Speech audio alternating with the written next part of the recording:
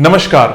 आज बहुत ही अलग टॉपिक, भगवत गीता के 5 ऐसे लेसन्स जो हम सभी को सीखने चाहिए और हम लोग उनको अप्लाई क्यों नहीं कर पाते। हमारे घर में कौन कौन से वास्तु दोष हैं या कौन सी डायरेक्शंस उस पर्टिकुलर थीम को, उस पर्टिकुलर क्वेश्चन को, उस पर्टिकुलर लेसन को दर्शाती है और हम उस दोष के कारण उस लेसन्स को पूरा नहीं कर पाते। क्योंकि मेरा पर्सपेक्टिव हमेशा वास्तुशास्त्र रहता है, तो मैं भगवत गीता के इन 5 मुख्य बिंदुओं पर वास्तुशास्त्र की ही बात करने वाला हूं। बिना रुके मैं आऊंगा अपने फर्स्ट लेसन पर। मैं यहां पर कोई भी आपको भगवत गीता के बारे में नहीं बताने वाला, बट मेरा मानना है कि भगवत गीता जो है उसी के आधार पर, उसी के तरीके से बहुत सारी जिंदगी को खुशियां दी जा सकती हैं और हमारे बिजनेसेस को बहुत अच्छा चलाया जा सकता है। इसीलिए वो लेसन जरूरी हैं।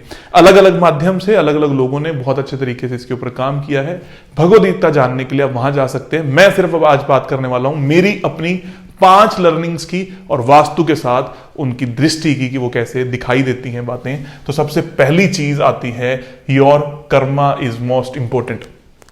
जब भी हम भगवत गीता की बात करते हैं तो बाय डिफॉल्ट बात हो ही जाती है कर्म की। कर्म क्या? जो भी आप कर रहे हो वो करते रहना बहुत ज्यादा जरूरी है। लगातार काम करना जरूरी है। इस काम में कोई भी बाधा आए उसको तोड़ना जरूरी है और हमेशा कर्म करते रहना जरूरी है। लोग कई बार ना इस बात को इस तरीके से ले लेते हैं कि मेरा जीवन में कर्म क्या है, मुझे किस लिए बनाया गया है, मुझे क्या करना है। मुझे जो भगवत गीता से समझ में आया वो ये समझ में आया कि इस क्षण जो अभी इस वक्त घटित हो रहा है उस वक्त मुझे क्या करना है। मान लो मेरा इस वक्त कर्म वीडियो बनाना है, तो वीडियो में पूरी जान झोंक देना, अच्छे तरीके से कंटेंट को लिखना, सोचना, विचार करना और सच्चे मन से आप सभी लोगों तक लेकर आना, यह है इस वक्त का कर्मा। इसका मतलब यह नहीं है कि मैं जीवन में क्या कर रहा हूं। अलग अलग पड़ाव पर अलग अलग बच्चा, अलग अलग व्यक्ति, अलग अलग बूढ़ा व्यक्ति अपने अपने तरीके के कर्म करते हैं और वही कर्म बहुत ज्यादा जरूरी है। Your Karma is the most important thing. उससे ज्यादा इंपॉर्टेंट इस पूरी दुनिया में कुछ नहीं है। तो कर्म की जो डायरेक्शन है वो है नॉर्थ। और हमारे एक देवता हैं जिनको हम कहते हैं भूधर देवता, जो कि नॉर्थ में पाए जाते हैं। उस देवता एनर्जी फील्ड को सही करके आप हमेशा कार्यरत रह सकते हो, आलस को दूर कर सकते हो, जीवन को सुखी बना सकते हो। और जिस क्षण में आप जो कर्म कर रहे हो ये कर्म आपका अच्छा रहेगा। नॉर्थ अच्छा रहेगा तो जीवन में अपॉर्चुनिटीज अच्छी रहेंगी। अगर आपकी दुकान है तो वहां ग्राहक अच्छे आएंगे। अगर आप स्कूल जाते हो तो नई तरीके की अपॉर्चुनिटीज आएंगी, नए नए लर्निंग लेसन्स मिलेंगे। अगर आप शॉप पर जाते हो, अगर आप व्यापार कर रहे हो तो आपके ग्राहक बहुत ज्यादा बढ़ सकते हैं। हर तरीके का कर्म, अगर आप जॉब भी कर रहे हो तो नई अपॉर्चुनिटीज आपके जीवन में आ सकती हैं। तो your Karma is most important. और हमारी 16 दिशाओं में से नॉर्थ डायरेक्शन और हमारे 45 देवताओं में से भूधर देवता, जिसको हम पहला देवता वास्तु पुरुष मंडल में कहते हैं, ब्रह्मा के बाद द आइडिया ओरिजिनेशन, जिसको हम साक्षात श्री कृष्ण या ब्रह्मा कहते हैं, और उसके बाद आता है फर्स्ट नंबर देवता जिसको हम कहते हैं भूधर, और वही है वास्तु की नींव कि नॉर्थ डायरेक्शन या भूधर देवता आपके कर्मों के लिए बहुत ज्यादा इंपॉर्टेंट है। अगर यहां पर कोई टॉयलेट है उसको ट्रीट कीजिए। अगर ये एनर्जी फील्ड्स अच्छे नहीं है तो एनर्जी फील्ड्स को सही कर सकते हैं। देवता ऑयल किट में भूधर का इस्तेमाल करके भी इसके एनर्जी फील्ड्स को आप ट्रिगर कर सकते हो, सही कर सकते हो। अगर आपके घर में आलस है, कोई भी व्यक्ति कर्म की ओर ज्यादा ध्यान नहीं दे रहा, कर्म से दूर हट रहा है, तो आपको इस पे ध्यान देने की सख्त जरूरत है। अब मैं बिना रुके आता हूं हमारे दूसरे मोस्ट इंपॉर्टेंट पॉइंट पर, वो है नेवर गेट डीमोटिवेटेड। कभी भी हार नहीं माननी। कर्म से आपको क्या समझ में आता है? कृष्ण जी ने जब अर्जुन को कहा कि तेरे को जो करना है इसी वक्त, जो तेरा कर्म है तेरे को वो करना ही होगा, सबसे पहले उसको ये सिखाया कि तेरा कर्म क्या है। तू क्षत्रिय है तो तेरे को धनुष चलाना है, तेरे को युद्ध करना है और जनता के लिए, लोगों के लिए जीतना है, सच के लिए तेरे को जीतना है। और फिर दूसरी बात आती है नेवर गेट डीमोटिवेटेड, क्योंकि अर्जुन बहुत डीमोटिवेट हो गए थे उस पर्टिकुलर सिचुएशन में। ऐसे ही हमारी लाइफ में बहुत सारी सिचुएशंस आएंगी जिसमें हम डीमोटिवेट हो जाते हैं। हमारे अपने लोग कई बार हमारे सामने खड़े होते हैं, हमारे कॉम्पिटिटर्स खड़े होते हैं, हमारे बिजनेस के उतार चढ़ाव होते हैं, हमारे जीवन में ऐसी बहुत सारी चीजें होती हैं जिसमें हम बहुत डीमोटिवेट हो जाते हैं। कई बार बच्चे डीमोटिवेट होते हैं कि मेरे नंबर कम आ गए, मेरे नंबर ज्यादा आ गए, मेरे ज्यादा आने चाहिए थे, या मैं स्पोर्ट्स में बहुत वीक हूं, मेरा भाई बहन अच्छा कर रहा है, मैं अच्छा नहीं कर रहा। अलग अलग तरीके की सिचुएशंस आती हैं। तो भगवद गीता का सबसे इंपॉर्टेंट लेसन मिलता है, आप कर्म तो कर रहे हो, लेकिन उस कर्म की दिशा में कभी भी डीमोटिवेट नहीं होना, हमेशा मोटिवेशन हाई रहना चाहिए। इस हाई मोटिवेशन को बरकरार रखने के लिए सबसे पहली जो डायरेक्शन आती है वो आती है साउथ साउथ ईस्ट। और जब मैं देवतास की बात करता हूं, हमारे बहुत ही इंपॉर्टेंट, बहुत ही प्रिय देवता भूधर के बाद विवस्वान। इसको 3 नंबर के देवता हम कहते हैं। ब्रह्मा को 0 अगर मान ले या 1 माने तो ये 4, अगर 0 माने तो ये 3 नंबर के देवता हो गए। आर्यमा है हमारे अपने लोग।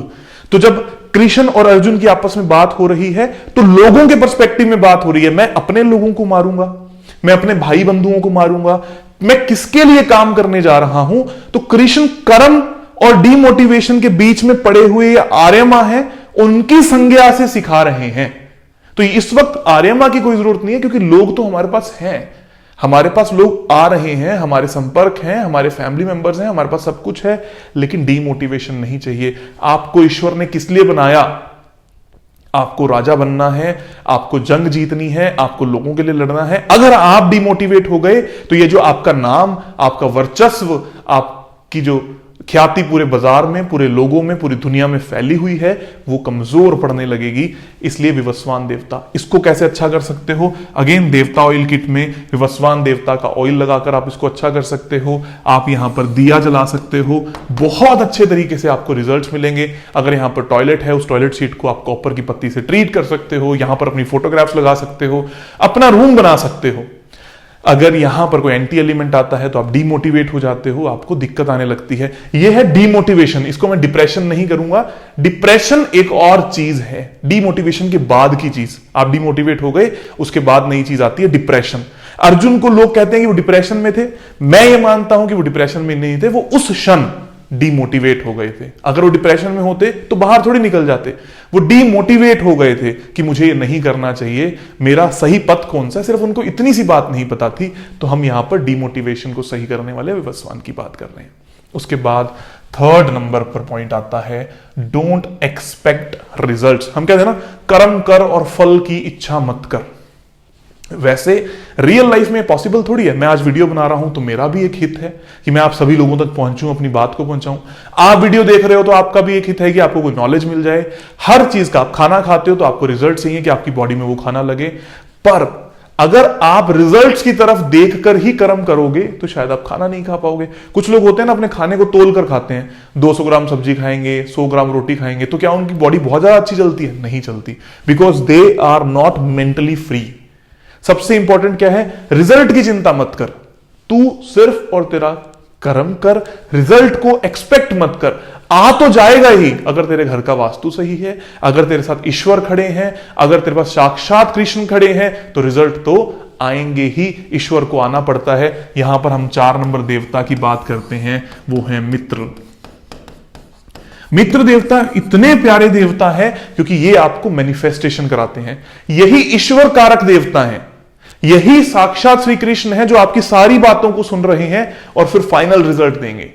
लेकिन अगर आप इनके पास भागते रहोगे, आपने अपना कर्म छोड़ दिया, आपने अपने लोग छोड़ दिए, आप डिमोटिवेट हो गए, आपने अपने नाम की चिंता नहीं करी, तो रिजल्ट आपको नहीं मिलेंगे। आप सिर्फ रिजल्ट पर फोकस करोगे, बाकी 3 चीजें आपको नहीं मिलेंगी। तो ये 4थे नंबर पर आते हैं। ये कहते हैं कि आप कर्म करो, आप मेरी तरफ भी मत देखो, बस मुझे याद रखो। मित्र क्यों नाम दिया?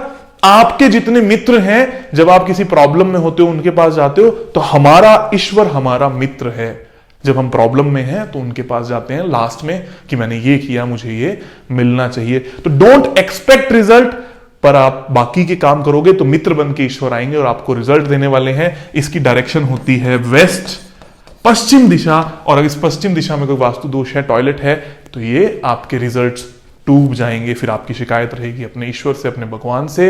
इसीलिए हम ये कहते हैं कि पाठ पूजा भी आपको वेस्ट फेसिंग या वेस्ट में अगर आपका मंदिर होता है तो बहुत अच्छा रहता है। यहाँ पर एंटी एलिमेंट नहीं होनी चाहिए, इस मित्र देवता को आपको एक्टिव रखना चाहिए। वेस्ट के अंदर टॉयलेट नहीं होनी चाहिए, अगर टॉयलेट है तो उसको ट्रीट कर लीजिए, ताकि आपकी 3 नंबर चीज भी पूरी हो, आपने कर्म भी किया, आप मोटिवेशन में भी रहे, आप कभी हार नहीं मानी, और फिर आपको रिजल्ट भी मिलते हैं 3 नंबर। उसके बाद बात आती है 4th पॉइंट, बहुत ही अच्छा पॉइंट, लस्ट, ग्रीड और एंगर। हम तो खुश हो गए, हमारे जीवन में हमें रिजल्ट मिल गए, हमारा कर्म बहुत अच्छा है, लोग भी हमें पूछते हैं। उसके बाद पॉइंट आता है लस्ट, ग्रीड और एंगर, गुस्सा। पूरी की पूरी भगवत गीता, पूरी की पूरी महाभारत किस बात के आधार पर है? लड़ाई, लस्ट। हम सभी जानते हैं कि लस्ट के कारण ये पूरा युद्ध हुआ, ग्रीड, लालच के कारण ये पूरा युद्ध हुआ। एक छोटा सा गांव नहीं दे पाए तो फिर ये युद्ध हो गया। और उसके साथ साथ में एंगर, गुस्सा, हम हार नहीं मानेंगे, हमें लड़ना ही है, इसके कारण ये हुआ। अगर आपको लस्ट है, ग्रीड है, एंगर आपके अंदर बहुत ज्यादा है, तो फिर से आपको वास्तु देखने की बहुत ज्यादा जरूरत है कि क्यों आपके मन के अंदर लस्ट आ रहा है। अगर आपकी एंट्रेंस अच्छी नहीं है तो आपके मन के अंदर लालच पैदा हो ही जाता है। आपके घर का नॉर्थ वेस्ट अच्छा नहीं है तो आपको यह प्रॉब्लम आती है, आप लालच के अंदर आने लगते हो। अगर आपका साउथ ईस्ट बिल्कुल अच्छा नहीं है, आपको गुस्सा आने लगता है। हर तरीके की चीज किसी ना किसी वाक्य से जुड़ी है। लस्ट, ग्रीड किस चीज से जुड़ी है? W8 की एंट्रेंस आपको अपने बारे में सोचने के लिए बात करती है। E5 की एंट्रेंस आपको गुस्सा देती है। E7 की एंट्रेंस आपको गुस्सा देती है, आपकी लड़ाई झगड़े करवाती है, आपके घर में चोरी का कारण बनती है। कारण सभी के सभी यही हैं। मियां बीवी के आपस में झगड़े होने लगे, गुस्सा होने लग गया, साउथ वेस्ट में रिलेशनशिप की प्रॉब्लम आने लग गई, तो आपके घर में गुस्से चलते ही रहेंगे। लस्ट, ग्रीड और एंगर से बचने के लिए रिलेशनशिप का जोन, फायर का जोन और आपके घर की एंट्रेंसेस अच्छी होनी चाहिए ताकि आपको कोई प्रॉब्लम ना आए। 5th पॉइंट जो मुझे बहुत ज्यादा प्रिय लगता है, बहुत ज्यादा समझ में आने लगता है, रिस्पेक्ट योर गुरुज। जिनसे भी आप सीखे हो, जैसा भी आप सीख रहे हो, आपके पेरेंट्स जिनसे आप सीखते हो, रोज सीखते हो, आपके इर्द गिर्द बसने वाले लोग जिनसे आप रोज सीखते हो, और आपके गुरु जैसे श्री कृष्ण। अगर श्री कृष्ण इस वक्त गुरु के रूप में हैं तो अर्जुन ने सोचा कि जो ये बोले वो सही है। पूरे की पूरी लोग, लड़ने वाले लोग सभी के सभी कौरवों की तरफ चले जाएंगे, मेरे साथ श्री कृष्ण अकेले खड़े हैं, मेरे लिए बहुत है। क्यों? क्योंकि उनको अपने गुरु पर यकीन है। Respect your gurus, respect your elders. जितने भी लोग हैं जिनसे आप सीख रहे हो, सीखते हो, उनकी रिस्पेक्ट करते रहो, करनी चाहिए। और किसी भी एक व्यक्ति को, 2 व्यक्तियों को धारण करके, मानकर, उन पे अंधा विश्वास करके ही फिर आप आगे चल सकते हो, आगे बढ़ सकते हो अपने जीवन के अंदर, ताकि आपको कोई प्रॉब्लम ना आए। बट हाँ, आंख नाक कान खुले रखकर, ताकि आपको कोई गलत गाइड भी ना कर पाए। Thank you very much. I hope कि आप सभी लोगों को ये बातें समझ में आई होंगी। पर हाँ, गुरु के लिए जो लास्ट दिशा है वो है नॉर्थ ईस्ट दिशा एंड वेस्ट दिशा। इसका भी ख्याल रखिए और बने रहिए। अगर आपको भी कोई और टॉपिक सुनना हो या पसंद हो तो मुझे जरूर लिख कर दीजिएगा। मेरी पूरी कोशिश रहेगी कि मैं आप सभी से जरूर शेयर करूं। Thank you.